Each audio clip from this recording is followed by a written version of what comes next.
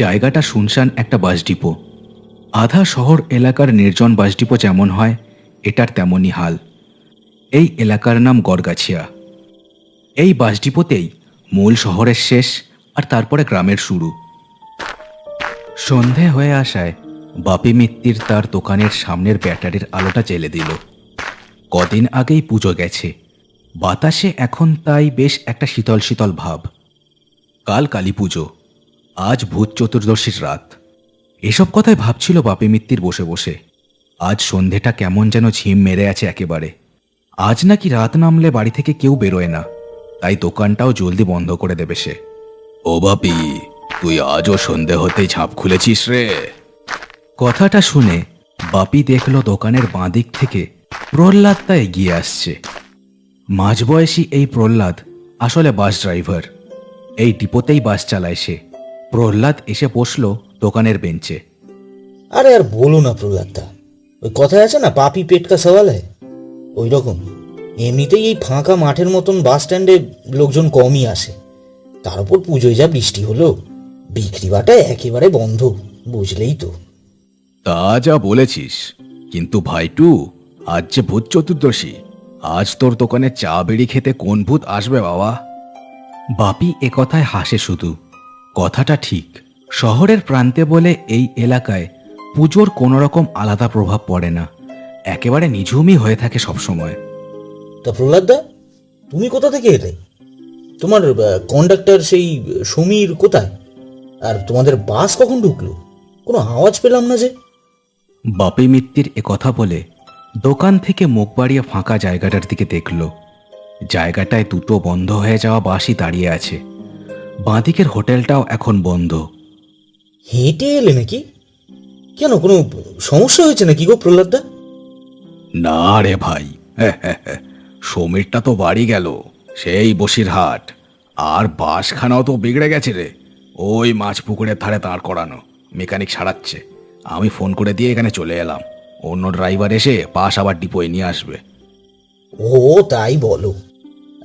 তা প্রহ্লাদদা, বলছি আজ তো হলো গিয়ে ভূত চতুর্দশী, আজ তো অন্ধকার হলে বাড়ির বাইরে থাকতে নেই, তা তুমি একা ফিরবে কি করে? একা কেন ফিরবো, তুই আছিস তো, তোর ওই সাইকেলটার পেছনে চড়ে বসবো। প্রহ্লাদের কথা শেষ হতে পারে না, এমন সময় একটা স্কুটার ঘটর ঘটর করতে করতে এসে দাঁড়ালো ঠিক দোকানের সামনে। স্কুটারে যারা বসে আছে তাদের বাপি মিত্তির আর প্রহ্লাদ ভালোই চেনে। গড়গাছিয়ারই লোকাল লোকজন, শান্টু আর বাবলা। আরে শান্টু দা যে, পেলে বাজি? তা এবার কত টাকায় কিনলে গো? এসো এসো এসো। শান্টু আর বাবলা কোনো উত্তরই দিল না। দুহাতে দুটো মুখ খোলা বড় থলে নিয়ে এসে ঢুকলো দোকানে। বাবা, ইয়ে যে একেবারে বাজির বাজার তুলে এনেছিস দেখছি। পারিসও বটে। দেখিস বাবা, আগুন কিন্তু খুব মারাত্মক জিনিস, আর শব্দবাজি তো একেবারেই ছোঁয়া উচিত নয়। শান্টু আর বাবলা বসে পড়েছিল বেঞ্চে। শান্টুই বিরক্ত হয়ে প্রহ্লাদের দিকে তাকালো। ও, সব সময় এত জ্ঞান দিও না তো দাদা। কালী পুজোয় বাজি পোড়াবো না তো কি বসে বসে প্রেমপত্র লিখবো? আহা শান্টুদা, এত রেগে যেও না। নাও নাও তো চা খাও। ও বাবলা, এনে তুইও নে। ওরা দুজন হাত বাড়িয়ে ভাঁড় দুটো নিল। শান্টুর মুখটা এখনো বিরক্তিতেই ভরেছিল। হ্যাঁ, তোদের ভালোর জন্যই বলছি। এই সাতগাছিয়ার একটা প্যান্ডেলে আমার যখন ছোট বয়স, তখন আগুন লেগে যেতে দেখেছিলুম আমি। বাবা, সে কি আগুন রে! আমার তখন কতই বা বয়স হবে। চোখের সামনে দেখলাম বাজি ফেটে আগুন লাগলো। ঘন্টা খানেকের মধ্যে কতগুলো মানুষ পুড়ে একেবারে ভূত হয়ে গেল। প্রহ্লাদদা, আজ এইরকম দিনে ওসব কথা না বললেই নয়। এমনিতেই বলে আজ আঁধার নামলে তেনাদের নামও নিতে নেই। বাপি মিত্তির ওদের কথাই শুনছিল। এই আগুনের কথা সেও শুনেছে। আগুনটা লেগেছিল এমনই এক ভূত চতুর্দশীর দিনে। আহারে, কতই না কষ্ট পেয়েছিল সেই মানুষগুলো, এই কথাটাই মনে হলো তার। এই প্রহ্লাদদা, ওই ওই বাস দুটোর ওদিকটা দেখো, ওটা কি? ওরা কারা? কি ব্যাপার বলো তো? হঠাৎ শান্টুর কথায় শুধু প্রহ্লাদ নয়, বাকি তিনজনও দেখল বন্ধ দাঁড়িয়ে থাকা বাস দুটোর দিকে। অন্ধকারে ঝুম মেরে থাকা বাস দুটোর সামনে বেশ কয়েকজন লোক দাঁড়িয়ে, সবাই যেন একই রকম ভঙ্গিতে বাপি মিত্তিরের দোকানের দিকে তাকিয়ে দাঁড়িয়ে আছে। এই রে, এরা তো নির্ঘাত সব গড়গাছিয়ার প্যাসেঞ্জার। এরা মনে হয় জানে না যে বাস খারাপ হয়ে গেছে বলে আজকে বন্ধ। তা আর জানবে কোথা দিয়ে? আমি তো এলাম এখানে সবেমাত্র। দাঁড়া, আমি বলে দিই। প্রহ্লাদ কথা বলে বেঞ্চ ছেড়ে উঠে গিয়ে দাঁড়ালো দোকানের আলোর বৃত্তের বাইরে। ভূত চতুর্দশী বলে বাপি তার দোকানের এদিক ওদিক কিছু প্রদীপও দিয়েছিল, সেগুলো এখনো মিটমিট করে জ্বলছে। এই যে শুনছেন, আজ বাস বন্ধ আছে। ওদিকের লোহা পুলের দিকে গিয়ে সব অটো ধরে নিন, আজ গাড়ি বন্ধ রাতের মতো। প্রহ্লাদের কথাগুলো কানে যেতেই একটা কাণ্ড হলো। সবার শুরুতে দাঁড়ানো লোকটা অদ্ভুতভাবে দোকানের দিকে দৌড়তে শুরু করলো। প্রহ্লাদের কেমন যেন ভয় হলো। সে তাড়াতাড়ি আঁধার ছেড়ে আবার দোকানের ভেতর এসে ঢুকলো। সবাই অবাক হয়ে দেখলো লোকটা দৌড়ে এসে ঠিক দোকানের আলোর বৃত্তের বাইরে থমকে দাঁড়িয়ে গেল। এখন তেমন ঠান্ডাও পড়েনি, তবু লোকটার গায়ে হালকা চাদর। সেই চাদর আড়াল করেছে তার মুখটা। গায়ের জামা কাপড়ও কেমন যেন ময়লা ময়লা। এই পাগল নাকি রে ভাই? অমন ভাবে দৌড়ে এলে কেন? বাপরে বাপ, আমি তো একবারে চমকে উঠেছি। লোকটা কোনো উত্তর দিল না, ঠায় দাঁড়িয়ে ওদেরকেই দেখতে লাগলো।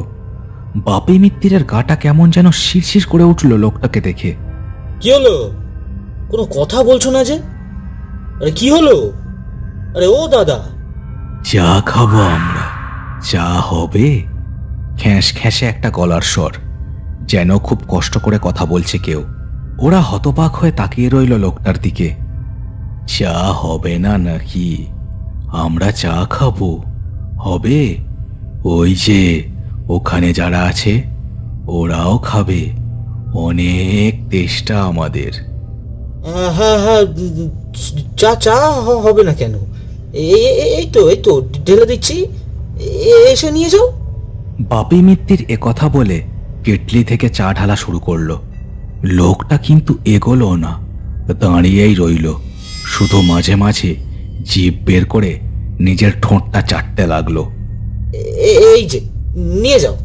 আর আর বলছি ওই পয়সাটাও এসেই দিয়ে যাও। লোকটা কিন্তু তবু এগোলো না। পকেট থেকে এক গাছা ম্যাড়ম্যাড়ে 100 টাকার নোট বের করে বলল, না, তুমি এখানে এসে আমাকে দিয়ে যাও। আমার চোখে সমস্যা আছে, আলোতে খুব কষ্ট হয়। এই নাও টাকা, এসো এসো। বাপি মিত্তিরের গাটা আবার শিরশির করে উঠল। সে একবার ভয়ে ভয়ে দূরে দাঁড়িয়ে থাকা অন্য লোকগুলোর দিকে দেখল। ওরা এখনো এক দৃষ্টিতে দোকানের দিকেই তাকিয়ে আছে। না না না, তুমি এসো না, এসেই নিয়ে যাও। আমি যাব না। ভয় পাচ্ছ নাকি? ভয় পেও না ভাই, এই দেখো টাকা, এসো নিয়ে যাও। বাপি মিত্তির তাও এগোলো না। এই সমস্ত ব্যাপারটাই কেমন যেন অদ্ভুত আর ভয়ের মনে হলো তার। ও, এত ভয় পাবার কি আছে বলো তো বাবলাদা? চা দেবে, পয়সা নেবে, গপ্প শেষ। দাও দেখি, আমাকে দাও। বাবলা কথা বলে নিজেই উঠে চায়ের গ্লাসের থালাটা তুলে নিল আর এগিয়ে গেল লোকটার দিকে। সে এগিয়ে গিয়ে দোকানের আলোর ঘেরার মধ্যে দাঁড়িয়ে থালাটা বাড়িয়ে ধরল লোকটার দিকে। নাও, এত ঢং করার যে কি আছে? এই নাও, থালাটা ধরো। লোকটা কোনো কথা বলল না। তার মুখে শুধু একটা বাঁকা হাসি ফুটে উঠল। আর তখনই তার মুখের হাঙর মাছের মতো দাঁতগুলো দেখা গেল। লোকটার মাথা থেকেও সরে গেল চাদরটা। তার চোখগুলো শুধু কালো অন্ধকারের গহ্বর। ও মা গো, কি কি! লোকটা এবার খপ করে ধরলো বাবলার হাত আর এক টানে তাকে বের করে নিল আধারের মধ্যে। তারপরেই সেই হাঙরের মতো দাঁত দিয়ে এক কামড় বসিয়ে দিল তার ঘাড়ের ওপর। দোকানের মধ্যেকার বাকি তিনজন যেন পাথর হয়ে গিয়েছিল। তাদের চোখের সামনে বাবলার রক্ত শুষে খেয়ে চলল লোকটা। কয়েক মুহূর্তের পরে বাবলার ঝিমিয়ে পড়া দেহটা একদিকে লুটিয়ে পড়ল। লোকটার মাথা থেকেও চাদরটা খুলে পড়েছিল। আগুনে ঝলসানো দেহ তার, তার ভয়ানক দাঁত আর কষ বেয়ে ঝরে পড়ছিল লাল রক্ত। আমার তেষ্টা তো মিটল, এবার ওরা আসবে। আগুনে পুড়ে মরে সেই থেকে ঘুরে বেড়াচ্ছি আমরা। আজকের দিনেই তো মরেছিলাম আমরা সবাই। আজকের দিনটা যে আমাদের। এ কথা বলে প্রেত মূর্তিটা হাতের একটা আঙুল নিজের গলার ওপর বুলিয়ে ওদের বুঝিয়ে দিল, এই ভূত চতুর্দশীর রাত শুধুমাত্র অশরীরী আর মৃতদের। লোকটা এবার অন্ধকারের মধ্যে একরকম লাফাতে লাফাতে চলে গেল বাস দুটোর কাছে দাঁড়িয়ে থাকা ছায়াগুলোর দিকে। প্রহ্লাদই ওদের তিনজনের মধ্যে প্রথম সম্বিত ফিরে পেল। সে ভয়ে ভয়ে শান্টুকে বলল, শান্টু, পাবলাকে এখানে টেনে আন, জলদি কর। শান্টু এ কথায় চমকে উঠে এক দৌড়ে বেরিয়ে গেল। বাবলার পা ধরে কয়েক মুহূর্তের মধ্যে দোকানের আলোর ঘেরার মধ্যে এনে ঝপ করে মাটিতে বসে পড়ল সে। প্রহ্লাদ বাবলার গলার রগের ওপর হাত দিয়ে দেখে তারপর বলল, বেঁচে আছে, ব্যথার চোটে অজ্ঞান হয়ে গেছে। হে মা কালী, রক্ষে করো আমাদের। বাপি মিত্তিরও দোকানের ভেতর থেকে বেরিয়ে দাঁড়িয়েছিল ওদের কাছে। দূরে দাঁড়িয়ে থাকা ছায়াগুলো তখনও একভাবে ওদেরই দেখছিল।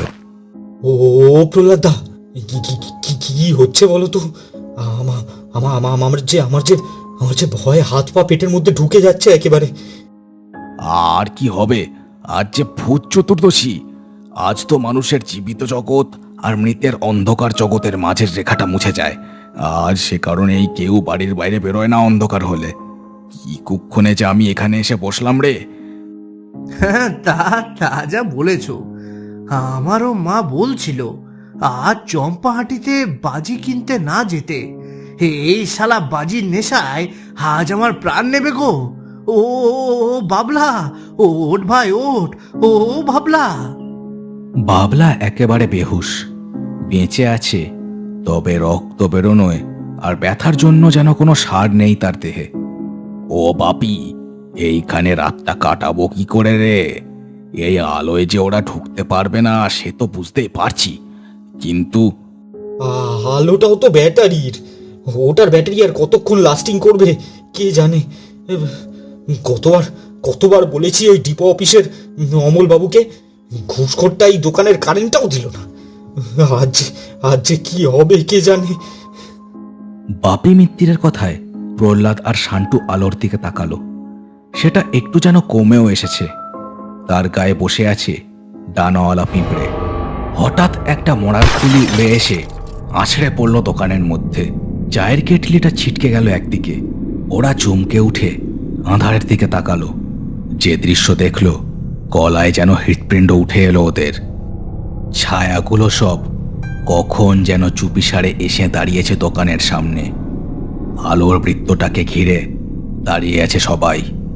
সবার হাতে মরার মাথা, হাড়ের টুকরো, পোড়া কাঠের টুকরো। সবার সামনে দাঁড়িয়ে আছে সেই লোকটা। দেখে ছোঁড়, আলোটা ভাঙতে পারলেই আজ ভোজের আয়োজন হবে এখানে। একেবারে টিপ করে ছোড়, বুঝলি? সর্বনাশ, এরা আলো ভেঙে আঁধারে এদের রক্ত শুষে খেতে চায়। একটা আধবুড়ো প্রেত একটা সাদা হাড় ছুঁড়ে দিল আলোর দিকে। হাড়টা এসে লাগলো ঠিক আলোটার আংটার ওপর। আর একটু হলেই ভেঙে পড়তো আলোটা। প্রেতগুলো আবার তাক করা শুরু করলো। আজ পুরো রাত আছে ওদের হাতে। এই তো প্রায় লেগে গিয়েছিল। ও বেনু বুড়োর তাক আছে, আর একটু দেখে মারো। বাপি, প্রহ্লাদ আর শান্টু যেন চাঁতা কলে আটকে পড়া ইঁদুর। কি করবে বুঝেই উঠতে পারল না। সামনে মৃত্যুকে দেখেও কিছুই যেন করার নেই ওদের। আবার একটা মাথার খুলি এসে পড়ল দোকানের মধ্যে। ঝনঝন করে একটা কাচের বয়াম ভাঙল। বয়ামের ঘায়ে দেওয়ালে টানানো মা কালীর ছবি থেকে একটা ফুল এসে পড়ল শান্টু আর পাবলার আনা ঢাউস ব্যাগ দুটোর ওপর। প্রেত মূর্তিগুলো এতক্ষণ ছবিটা দেখেনি। এই ছবিটাকে দেখেই ভয়ে তারা দুপা পিছিয়ে গেল। ও, এই জন্যই তখন আমি দোকানে ঢুকতে পারিনি। তাই তো ভাবি, ওই সামান্য জোনাকির মতো আলোয় যেতেও আমার গা কেন চলে যাচ্ছিল। এই, আবার ছোঁড়। আবার একটা ঢ্যাঙা ভূত একটা হাড় ছুঁড়ে মারল। সেটা এসে লাগলো একেবারে আলোর গায়ে। আলোটা একটু ঝুলে গেল, আর এক ঘা পড়লেই সব শেষ। হাঁ করে দাঁড়িয়ে থাকিস না রে, মা পথ দেখিয়েছেন। এই শান্টু, বের কর তোদের যত বাজি আছে সব। শান্টু এ কথায় যেন চমকে উঠল। এক ঝটকা মেরে একটা ব্যাগ তুলে নিল আর ঠেলে দিল বাবলার পাশেই। মেঝেতে ছড়িয়ে পড়ল নাড়ু, পটকা বোম, হাউই, আরও কত রকম বাজি। ভাগ্য ভালো আলোর বাজি বেশি তার মধ্যে। প্রেত মূর্তিগুলো একে অন্যের মুখের দিকে দেখল একবার।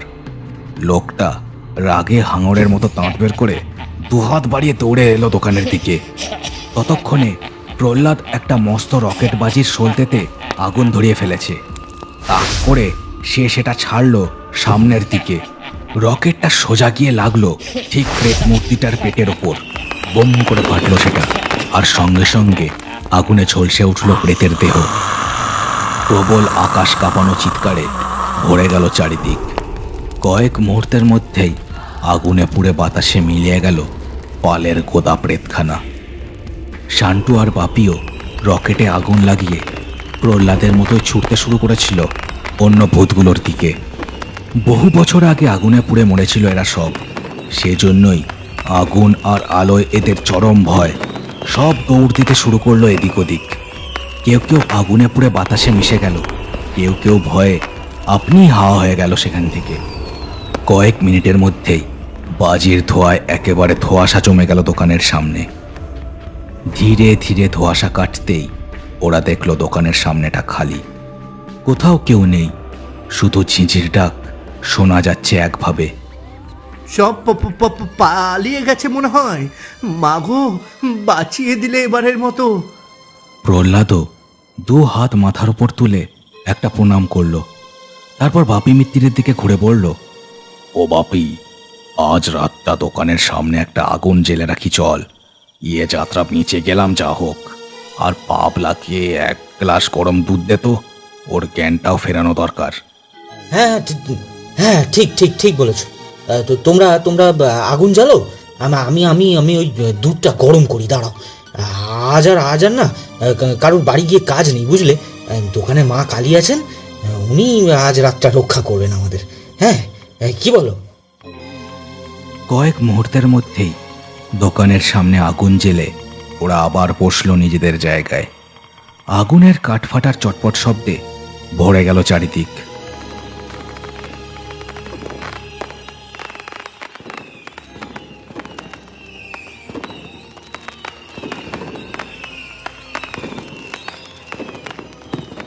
দূরে ছায়া ছায়া কারা যেন সব দীর্ঘশ্বাস ফেলে বাতাসের মধ্যে মিশে গেল আবার।